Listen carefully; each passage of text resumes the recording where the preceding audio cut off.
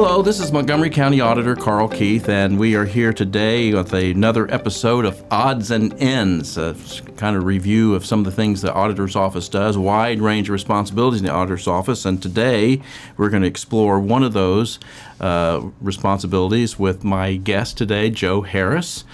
Joe is the Chief Inspector of Weights and Measures in the Montgomery County Auditor's Office, and so we're going to talk about my role, the auditor's role as the sealer of weights and measures, and that gets, of course, it gets a lot of attention out in the community, and so Joe, you've been the Chief Inspector now for how many years? 9 years now. 9 years, and you've seen a lot of, we've had a lot of stuff go on in those 9 years, right? Yes, we have. It's like an ever-changing thing. And, of course, right now, with gas prices being at $5 a gallon or better, we do a lot of things. You guys, the Weights and Measures staff looks at a lot of different things in the community, but most people know us because of the stickers on the gas pumps. Correct. A lot of times I'll tell them about all the different responsibilities, the auditor's office, and then when I finally get to the gas pumps, they say, "Oh, you're the gas pump guy." Yeah, so because of all those little stickers. So why don't we start off with gas pumps, and then we'll get into some other things. But because it's summer now, and we're in the middle of gas pump season, correct, and so you and your staff have been out doing gas pump inspections. So you want to tell folks a little bit about what's involved when you do a gas pump inspection? Yeah. So when we go out and we do our gas pump inspections, the whole thing about weights and measures is we're all about fair equity in the marketplace for both the retailer and the consumer. So when we go out and we do these inspections, we're making sure that that the consumer and both the retailer aren't being cheated out of the product that they're giving out. So if gas costs $3 a gallon and someone pumps 3 gallons worth of gas, we want to make sure that they're only being charged $9 and that they're getting their full 3 gallons worth of gasoline. So you have equipment that where you test these, right? You go to you go to the pump and you. Yes. Yeah. We use a 5-gallon prover in which we test the gas, and we measure the gas based off of a cubic inch. And for those people that don't know, a cubic inch would be like the equivalent of the amount of liquid that you could pour into the top of a water bottle cap off of a water bottle. That would be a equivalent of 1 cubic inch. So, and I think it's important, and you made mention this, it's important to note that we're there trying to be fair to both the consumer and the retailer. Correct. So that when someone pumps a gallon of gas, they know they get a gallon of gas, and the retailer knows that he's only being given away a gallon of gas, right? Correct. I heard this story, I don't know if you know this or not, I heard this story on the news recently out of California. Mm-hmm. Now in California, currently you're selling gasoline out there for $6.99 a gallon. Okay, so a little different market out in California than here. But the station in California, the clerk that was working there, when he went to adjust the price on the gas pumps, he put the decimal point in the wrong place. Correct. So instead of $6.99, it was 69 cents. He put the decimal point in front of the 6, and so he was selling gas for 69 cents a gallon. Correct. And they didn't catch it until they had sold $16,000 worth of gas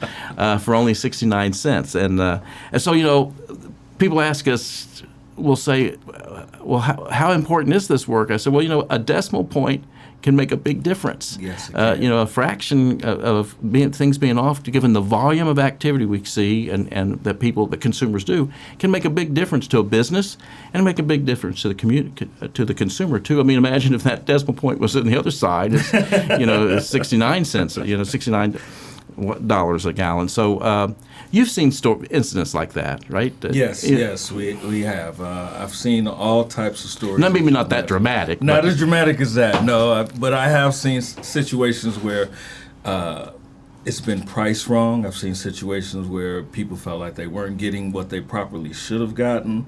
And, anytime we get any type of complaint or anything like that, we go out and check all of our complaints. Anytime anybody calls in to complain about gas or any type of situation, because it's not just gas that we do, but anything that deals with weights and measures, we go out there and physically take care of it and check the situation. And the other thing that we do, and people are always surprised by this, is we call them back and tell them what the results are, whether it's good or bad. So we have a tip line, right? Correct. Help me. Yes, our number is 937-225-6309. That is my direct number. So if you call that number, you will get me. I will be the one answering. So yeah, we tell people, and we have those numbers on the stickers. When people, Yes. those stickers are on the pumps, and so if they do have a problem or have an issue or something, they can call us, Correct. and we'll respond. So there's a little over 200 and some gas stations in Yes. Montgomery County. Yes. And And we check every pump Correct. every We check year, once a year. Every pump, we check every grade. So that means we check the 87 regular, 87 octane, we check the 89, and we check 93. If they sell diesel or if they sell kerosene, we also check those as well. So I'm doing a little bit of the math. So I think we end up doing what, 5,000? We Yes. checking 5,000 pumps a year, something like that. 5,000 on average. It can be any more.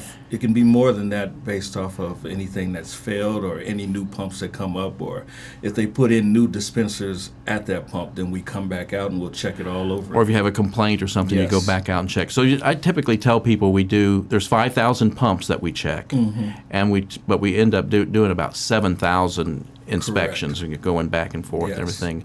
So how often does a pump fail? It fails not as much as people think it is. Think it does. And in fact, the one thing I always try and tell the public is a lot of times when we fail a gas pump, it's not because it's not giving the consumer enough gas. Actually, we fail them a lot of times because the retailer is actually losing money on the amount of gas that they're giving. They're actually giving away gas. So Yeah. a lot of times we reject them for that purpose. So because you have standards. Correct. You have standards that, people don't realize. This was one of the first things in our nation's history. One of the first things that our founding fathers did was pass legislation establishing a system of weights and measures in this country, and it's what our economy is built on this. Correct. And so keeping this, so there are standards that we have to comply with, and so when you say you reject a pump, it's because it's outside a certain standard, right? Yeah. So when we check a pump, it has to be within plus or minus 6 cubic inches. Anything above or below that, then we would reject it. But we also reject pumps for different things. Let's say the hose, there's a leaky hose. We'll reject pumps if the indicating elements are, or you're unable to see those indicating elements. Any type of safety feature that might be wrong with it, we'll go ahead and reject that in order to make sure that everybody's safe out there. Right. I tell people one of the first things you do is open up that pump and to make sure there's no leaks, and because again, safety is an important thing for you and your staff that's out there. And people will tell me sometimes, Carl, you're a busy guy out there checking all those gas pumps. And I really don't check all those gas pumps. So Joe, you've got a staff of three currently. We've got some vacancies there, but right now, and so you guys are busy. Yes, we are. This is a full-time thing for you and your staff. Oh yes, we do this yearly. Everything that we do, it's kind of one of the jokes that we make in our department and with other weights and measures inspectors is it's kind of like Groundhog Day. The second you get done, you start right back over. Yeah. So December 31st is when everything is completed and done, and January 2nd to 3rd, I'm starting right back over. So because we do things in cycles, and it's not just gas pumps that we do. I know we do the gas pumps during the summer hours. Right. Because for a variety of reasons. One thing we don't do them when it's snowing or raining, because part of it you have to open up the ground tanks, Correct. right? And you don't want to get any water in the ground tanks.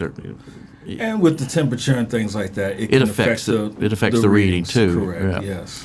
So one of the things that we did a few years ago was get ourselves involved in a controversy known as skimmers. Skimmers, that is the word. And these are these small electronic devices that are put on the pumps and designed to steal people's credit card information. And so when we're out there doing these inspections, that's become an added feature. Correct. Yes. That's something Back in 2013, our inspector, Charles Richmond, he found the very first one. In Ohio. In Ohio. During that time, it was the first one found. It was very primitive. It was something that no one had ever seen before. I remember seeing it when they showed a picture of it to me. I said, "Well, I'm glad you knew what that was, because I certainly wouldn't have known what it was." But he had gone to some training, because you guys spend a lot of time doing continuing education things in order to be up to date on these types of things. Correct. So we get our training and we hear different things that go on in different states, different areas, and things like that. And one of the things that they started talking about was skimmers on these gas pumps and illegal devices that are stealing people's credit card information. So Charlie found the first one back in 2013. We didn't see any more for another 2 years. In fact, the next one that we found was in 2015, and that's when we started getting a lot of knowledge and research from ODA, which is the Ohio Department of Agriculture, in which they discovered that there were skimming devices, and that's what they were called, and they were showing up all over in Michigan and Indiana. So we looked at it and said, well, if they're in Michigan and in Indiana, then we're next. They've got to be here, right? Not already here, right? Right. So we decided to go ahead and target gas stations that were closest to the interstate, because that's from our training that we learned, is that a lot of times those would be the pumps or the stations that the criminals would try to target. So we sent our guys out there, and on very first day we found one out in Vandalia. Mm-hmm. And it looked nothing like the device that we found the back original in 2013. One, right. In fact, it was like maybe size of a thumb. The size of a thumb. Yeah. Yeah. The first device was like a Tupperware container, like a sandwich thing for a Tupperware bag that they had spray painted black to try and let it blend in there. Yeah. This one was. It was wrapped in gray duct tape that was similar with some of the tape or covering that they have over the electrical components inside the pump. Right. Right. So they were able to attach it to the actual card reader, tuck it down in there, and if a person doesn't know what they're looking for or what they're looking at, you could go right past it. So I get that when people will tell me, so what can we look for? Is there anything you can look on the outside of the pump and can tell that there's a skimmer there? And there's really not, is there? I mean, these are all inside the pump. Yes, they are. One of the first things we do now is open up the pump and look to see if there's any of these things attached to the card reader. Correct. It's now same thing as our basic safety and equipment check that we would do. So just as fast as I'll go in and grab the hose to make sure that it's not a leaky component, we're going inside the pump, and the first thing we're going to do is check and see if there's any type of illegal device in there, or any foreign device, I should say. Yeah, and of course, then people say, well, then how do they get inside the pump? It must be. I hear this a lot, and you have too. Yes. Well, it must be an inside job. It has to be an inside job. Has to be an inside the station job. Has to be in on it, but no, they don't have to be. What we found out is that a lot of these pumps use a universal lock and a universal key. And this key is the same key at the time that we discovered that, this is the same key that you would find to open up certain locks on, like an RV, certain components camper or something. the campers, things like that. And when these service people get out of the business and they've moved on and retired, they have all these keys, and they know that there are other stations that grab these pumps and they need these keys, so they're available on there. And I think we went and purchased one for like $3.99 and off of eBay. And we were able to get inside of any pump, for the most part, in Montgomery County using that key. So that's one of the things I think that I'm most proud of you and our staff, is that the effort we've taken to make people aware of these things and to educate the public. We've worked with the FBI and the State Highway Patrol and the U.S. Secret Service. People have asked me, well, why is the Secret Service involved? Well, it's a financial crime. Correct. It's a financial crime, and it's a cyber crime, and it's identity theft. So it's all those things that roll over top of it, and so they take it very seriously, and we have too. Yes. I enjoyed. It's unfortunate we had to do that. But I enjoyed the summer we spent, or the really year we spent doing these skimmer, what we called skimmer summits. Skimmer summits, yes. So we went around the state. Different auditors hosted these summits where we educated people on what these things were. Right. Never heard of them before. Oh yeah, I mean that was one of the things that we learned when we found that skimmer back in 2015. Is we called law enforcement out to come take a look, and I never forget the officer looked at me and said, "Well, what am I looking at?"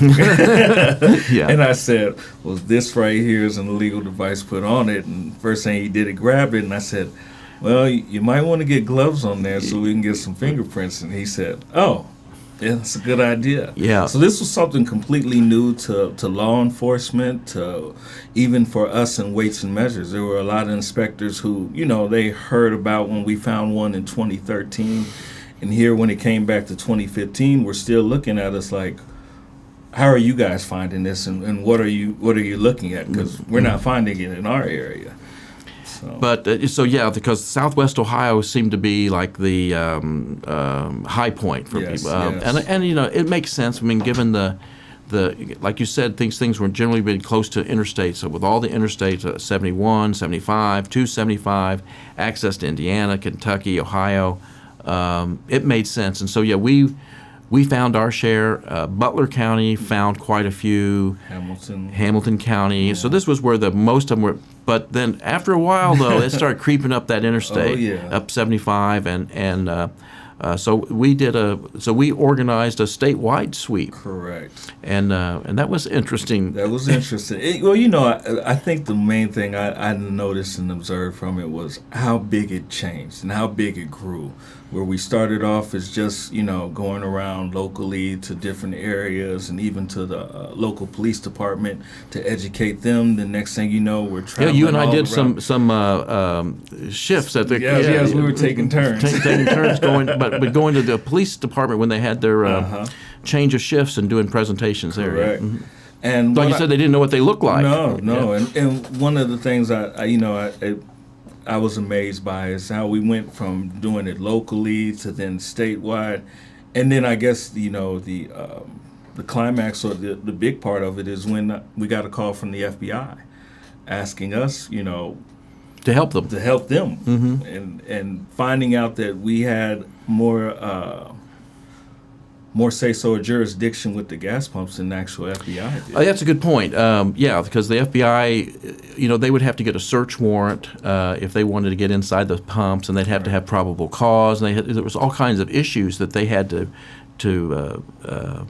go through. Mm-hmm. Where as a weights and measures inspector, we have authority to open those pumps anytime. Correct. And we can have authority to inspect those pumps at any time. And so, when the FBI realized, these guys are our friends, yes. These guys can really help us out here. And so it was an experience. We learned a lot, mm-hmm. and I think we accomplished a lot because we haven't seen these skimmers. I mean, there's been a few here in Ohio, one or two, but Correct. We just recently did a sweep. Yes, we just did a sweep over Memorial Day weekend. We didn't find anything. And we haven't found anything since 2018 when we did that sweep 4th of July weekend. Yeah. What's changed? Well, what's changed is, let's think about it. Two things have happened. The gas industry has gone on ahead and made changes to where now all gas pumps are required to have the chip reader. That was a big change. Another thing that changed is just the education and knowledge of knowing it and how important it is to get site-specific locks on those pumps. And even going even further is putting alarms on those pumps so that when someone goes inside of one of those pumps, it shuts it down, and that way they know that it's been tampered with. When we were in our education mode and we were going to doing the skimmer summits and everything, well, people would ask, well, what can be done to stop this? And we talked about doing legislative remedies, mm-hmm. and those types of things, but ultimately we'd say, the gas stations are the first line of defense here. Correct. And they need to take responsibility and make those pumps more secure. And I think that's what we've seen in a lot of cases, not all cases, but right. Like you said, they put alarms on those pumps. They put site-specific locks on them. They put the little seals on the outside, which was kind of the first thing we were able to get them to do. And so just for education, I think the more we learned about it, and yeah, certainly the chip readers have made a big difference too. But they still pop up every now and then, but not nearly the problem we used to have. Correct. And another thing, that you didn't mention is educating the public. When we educate the public and the consumers about it, I can't tell you how many times I have people when I tell them, what I do, and they're like, "Oh, you're the skimmer man. You from the find some skimmers." And I'm like, yeah, and and telling them not to use their debit cards. Correct. I think that's the one issue. One message I think we got out really strongly is if you're going to use a credit card at the pump, okay, right. Don't use a debit card. Correct. Because that's the easiest way for the thief to get access to your funds. Now we spend a lot of time talking about gas pumps, right? But you guys do other things. We actually do. Sometimes some way, somehow, we're actually able to find time to do other things. So, weights and measures, we're set up to anything that is sold off of weight, measurement, or count is what we go out and regulate to make sure that it is being done and used properly. So one of the things that we do is everybody knows about us checking the gas pumps, but we also do price verification. So any store that uses UPC barcoding or scanning, we go out and check the prices and make sure that the prices on the shelf are the same prices that you get at the register, as well as we check any scale in Montgomery County, both commercial and non-commercial. So that can be everything from your register at the deli and then the produce department to the register at the front when you go to check out, to wrestling scales, to infant scales. We check them all and make sure that they're running accurately. And another thing that we do is package checking. So, when people are going out, and a lot of times you sit there and you're getting your meat from like a Myers or a Kroger's, and you're grabbing from the meat department, and you're wondering, am I really being charged? Does this steak really cost $3.99 or $5? What we're there is making sure that you're only being charged for the steak. You're not being charged for the packaging that goes around it. So. Yeah. And the fair. Don't forget the fair. The fair scale. The livestock scale. Got to do the livestock scale. 4-H Club. What would they be without us? It's one of the things we look forward to every year is doing the livestock scales at the county fair. Yeah, we have that coming up here in July. So yeah. Well, we could go on and on and on. We could. But Joe, I appreciate you, and I appreciate the work that the Weights and Measures staff does. It's important work. It's critical, I think, to keeping you want people to have faith in our economy, and I mean it begins with that. Correct. It begins with that, having someone who's having a program that is making sure that people are getting what they're paying for, and they may not agree with the price. And I always tell people when they say, "Well, you're the gas pump guy," I say, "Well, I don't do the price. I don't set the price, but I want to make sure that you get what you pay for." Right. And so we appreciate you being here today and sharing a little bit about what the Weights and Measures program does here in Montgomery County. Thank you very much. And that'll do us for Odds and Ends. Thank you very much for joining us.